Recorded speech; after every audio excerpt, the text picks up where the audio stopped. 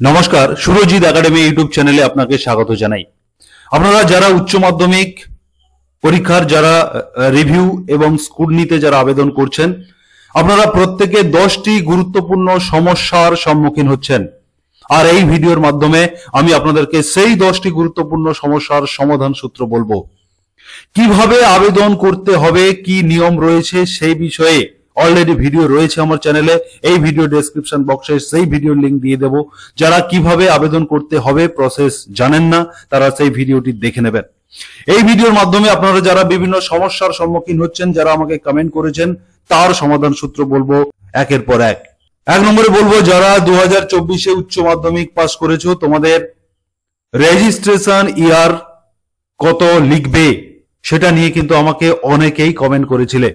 তোমাদেরকে বলে রাখি, তোমাদের রেজিস্ট্রেশন অ্যাকচুয়ালি 22-23 সেশনে তোমরা 11-এ পড়াশোনা করেছিলে এবং 23-24 সেশনে তোমরা উচ্চ মাধ্যমিকে পড়াশোনা করেছো এবং ফাইনাল পরীক্ষা দিয়েছো। সে কারণে 22-23 তোমাদের রেজিস্ট্রেশন সার্টিফিকেটে তোমাদের রেজিস্ট্রেশন যে ইয়ার সেটা 22-23 লেখা থাকবে। সে কারণে তোমরা যখন অ্যাপ্লিকেশন করতে যাবে সেখানে কিন্তু তোমাকে 22-23 সিলেকশনের জায়গা থাকবে না। সেক্ষেত্রে তোমাকে যে কোনো একটি ইয়ার সিলেক্ট করতে হবে। সেক্ষেত্রে তোমরা 2022 সিলেক্ট করবে। 2 নম্বরে বলবো, পেমেন্ট ফেল হলে কি করতে হবে। তোমরা অনেকেই প্রশ্ন করছো, 10 তারিখ থেকে পোর্টাল খুলে গেলেও বিভিন্ন সার্ভারের সমস্যার কারণে তোমরা কিন্তু তোমাদের অ্যাপ্লিকেশনটাকে সাকসেসফুলি সাবমিট করতে পারোনি। তার কারণ হচ্ছে পেমেন্ট তোমরা সাকসেস করতে পারোনি। অনেক ক্ষেত্রে দেখা গেছে যে পেমেন্ট অ্যাকাউন্ট থেকে কেটে যাওয়ার পরেও তোমাদের পেমেন্ট ফেল হয়েছে, অ্যাকাউন্ট থেকে মাইনাস হয়ে গেছে, ডেবিট হয়ে গেছে, কিন্তু তোমাদের অ্যাপ্লিকেশনটা সাকসেস হয়নি। সেক্ষেত্রে তোমাদেরকে বলে রাখবো, যদিও তৎকাল স্ক্রুটনি এবং রিভিউর জন্য 13 তারিখ রাত্রি 11:59 আগে পর্যন্ত টাইম দেওয়া হয়েছে, কিন্তু শুরুতেই তোমরা ম্যাক্সিমাম স্টুডেন্ট যারা রিভিউ এবং স্ক্রুটনি করার চিন্তা ভাবনা তোমরা যারা নিয়েছিলে, তোমরা ম্যাক্সিমাম কিন্তু 10 তারিখেই একটা সার্ভারের উপরে প্রেসার দিচ্ছিলে। তোমরা প্রত্যেকেই আবেদন করার চেষ্টা করেছো, যে কারণে সার্ভার ডাউন ছিল, সার্ভারের জ্যামের কারণে পেমেন্ট সমস্যা হয়েছে। এক্ষেত্রে বলে রাখি, অনলাইন ট্রানজেকশন করতে গেলে কিন্তু এটা একটি অনলাইন ট্রানজেকশনের একটা অঙ্গ, পেমেন্ট ফেল হয়ে যাওয়া। সেক্ষেত্রে কিন্তু হয়েছে, তার জন্য তোমাদেরকে অপেক্ষা করতে হবে। 24 ঘন্টা 48 ঘন্টা তোমরা অপেক্ষা করে দেখো। অপেক্ষা করার পরে সেই পেমেন্টটা তোমাদের যদি অ্যাকাউন্টে আবার রিফান্ড চলে আসে, তারপরে তোমরা আবার রিপেমেন্ট করবে। আর যদি রিফান্ড না আসে, সেক্ষেত্রে কিন্তু তোমরা কিছু সময় অন্তর চেকিং করে রাখবে যে তোমাদের অ্যাপ্লিকেশনটা সাকসেসফুল সাবমিট হয়েছে কিনা। 3 নম্বরে বলবো যে পেমেন্ট অপশন না এলে কি করবেন। অনেকে প্রশ্ন করছিলেন, আমাকে কমেন্টে লিখছেন যে পেমেন্ট অপশন দিচ্ছে না। আপনাদের বলে রাখি যে প্রথমেই 10 তারিখ থেকে যেহেতু অ্যাপ্লিকেশন স্টার্ট হয়েছে, অতএব 10 তারিখ 11 তারিখ এই দুদিন খুব জ্যাম ছিল সার্ভার। প্রচুর স্টুডেন্টরা আবেদনের জন্য সার্ভারের উপরে প্রেসার করছিল, যে কারণে সার্ভার ডাউন ছিল। আশা করছি নেক্সট টাইম এই সমস্যার সমাধান হয়ে যাবে। আপনারা ট্রাই করতে থাকুন। যখনই সার্ভার ইজি হবে, যখনই অ্যাপ্লিকেশন করা যাবে, তখনই কিন্তু আপনাদের কাছে সমস্ত বিষয়টা ইজি হয়ে যাবে। পেমেন্টও সাকসেস হয়ে যাবে, এক টাইমেই ওয়ান টাইম পেমেন্টই সাকসেস হবে এবং পেমেন্ট অপশনও চলে আসবে।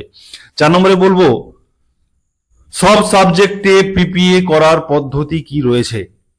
এখানে আপনাদেরকে আরো একটি গুরুত্বপূর্ণ ইনফরমেশন দিয়ে রাখি। সুরজিৎ একাডেমি ইউটিউব চ্যানেলে আপনারা যারা ভিডিওটি দেখছেন, আপনাদের ভিডিও নিচে যে সাবস্ক্রাইব বাটন রয়েছে সেখানে টাচ করবেন এবং পাশে থাকা বেল বাটনে টাচ করে অল অপশনটি আপনারা একবার টাচ করে দেবেন। তাতে কি হবে, সুরজিৎ একাডেমি ইউটিউব চ্যানেলে এই ধরনের গুরুত্বপূর্ণ আপডেট ভিডিও যখনই পাবলিশ হবে সবার প্রথম আপনার কাছে পৌঁছে যাবে। তাই অবশ্যই সাবস্ক্রাইব করতে ভুলবেন না। এবারে আপনাদের বলবো 4 নম্বরে অত্যন্ত গুরুত্বপূর্ণ প্রশ্ন, যে সব সাবজেক্টে পিপিআর অর্থাৎ রিভিউ যদি করতে চায় কেউ, সেক্ষেত্রে কি পদ্ধতি রয়েছে। এক্ষেত্রে বলে রাখি, কাউন্সিলের যে নোটিশে বলা হয়েছে যে একটি স্টুডেন্ট ম্যাক্সিমাম 2টো সাবজেক্টে পিপিআর এবং সবকটি সাবজেক্টে পিপিএস করতে পারবে বা স্ক্রুটনি করতে পারবে। এটা কাউন্সিলের নিয়ম। সেই নিয়ম অনুযায়ী কিন্তু আপনাদের অ্যাপ্লিকেশন করতে হবে। এই কারণে আপনি ম্যাক্সিমাম 2টি সাবজেক্টে পিপিআর করতে পারবেন, সবগুলো সাবজেক্টে করা যাবে না। 5 নম্বরে বলে রাখবো, নাম্বার কমে যাওয়ার সম্ভাবনা আছে কিনা। অনেকেই আমাকে প্রশ্ন করেছো যে স্যার আমি যদি পিপিআর বা পিভিএস এ অ্যাপ্লিকেশন করি সেক্ষেত্রে আমার নাম্বার কোনোভাবে কমে যাবে কিনা। এক্ষেত্রে একটি ক্লিয়ার ইনফরমেশন দিয়ে রাখি, কাউন্সিলের সেরকম কোনো নির্দেশিকা নেই যে নাম্বার কমবে না, নাম্বার কমেও যেতে পারে। কিন্তু আমরা যদি প্রিভিয়াস ইয়ার একটু অ্যানালাইসিস করি সেক্ষেত্রে দেখা যায় 99.9% স্টুডেন্টদের নাম্বার কমার সম্ভাবনা থাকে না। হয় যেটা দেওয়া হয়েছে বা যেটা ফার্স্ট রেজাল্ট পাবলিশড হয়েছে যেটা ছিল সেটাই থাকবে, অথবা বাড়বে। নাম্বার কমে যাওয়ার চান্স কিন্তু খুবই কম। সেক্ষেত্রে যদি তোমার কনফিডেন্স থাকে যে আমি ভালো পরীক্ষা দিয়েছি, আমার রেজাল্ট বাড়া উচিত, সেক্ষেত্রে তোমরা অবশ্যই পিপিআর বা পিপিএস এ আবেদন করতে পারো। 6 নম্বরে বলবো একসাথে তৎকাল ও নরমাল দুটো আবেদন করা যাবে কিনা। অবশ্যই করা যাবে। যেটা তোমরা তৎকাল করবে সেখানে তোমরা 800 টাকা পেমেন্ট সিলেক্ট করবে, এবং যেটা তোমরা নরমাল করবে সেখানে তোমরা যদি রিভিউ হয় সেক্ষেত্রে 800 টাকা, যদি স্কুটনি করতে চাও 600 টাকা সিলেক্ট করবে। আর যদি তোমরা নরমাল করতে চাও, যে সাবজেক্টগুলোতে নরমাল করবে সেখানে তোমরা রিভিউর ক্ষেত্রে 200 টাকা এবং স্কুটনির ক্ষেত্রে 150 টাকা তোমরা সিলেক্ট করে অ্যাপ্লিকেশন করবে। তাহলে কিন্তু একসাথে তৎকাল এবং রিভিউ দুটো, নরমাল দুটো করা যাবে। এবারে 7 নম্বরে আসবো, ফেল সাবজেক্ট রিভিউ করলে কিভাবে পাস হবে। এটা আমাকে কিন্তু প্রচুর স্টুডেন্টরা আমাকে কমেন্টে জানিয়েছিল যে আমি ফেল করেছি, কিন্তু আমি যদি রিভিউ করি সেক্ষেত্রে পাস করার কোনো সম্ভাবনা আছে কিনা।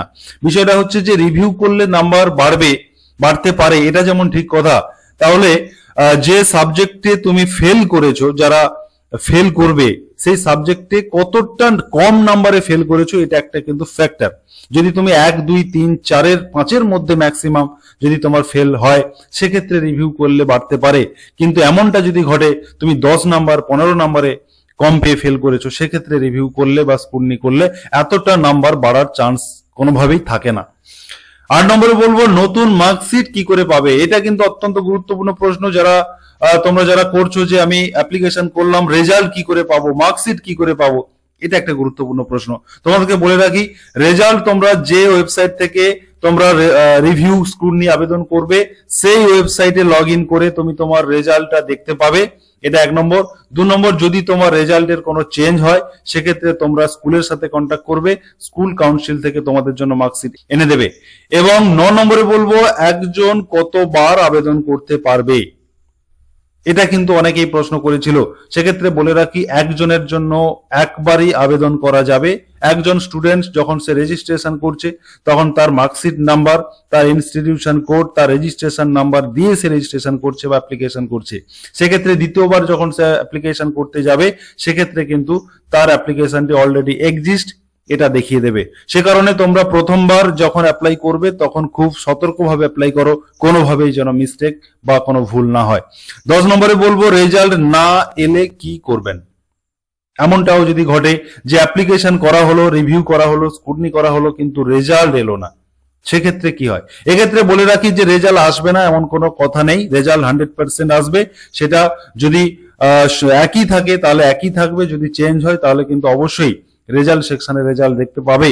এটা একদম 100%, রেজাল্ট না আসার কোনো সম্ভাবনা নেই, রেজাল্ট প্রত্যেকেই পাবে। অতএব যারা সুরজিৎ একাডেমি ইউটিউব চ্যানেলে এতক্ষণ ভিডিও দেখছিলেন, আপনাদেরকে আরো একবার জানাবো যে এই ধরনের গুরুত্বপূর্ণ ইনফরমেটিভ ভিডিও সবার প্রথম পেতে অবশ্যই চ্যানেলটিকে সাবস্ক্রাইব করবেন, পাশে থাকা বেল বাটনটি টাচ করে অল অপশন ওকে করে দেবেন। তার সঙ্গে সঙ্গে ভিডিওটি যদি উপকারে আসে লাইক করবেন, বন্ধু বান্ধবদের শেয়ার করে দেবেন। ধন্যবাদ।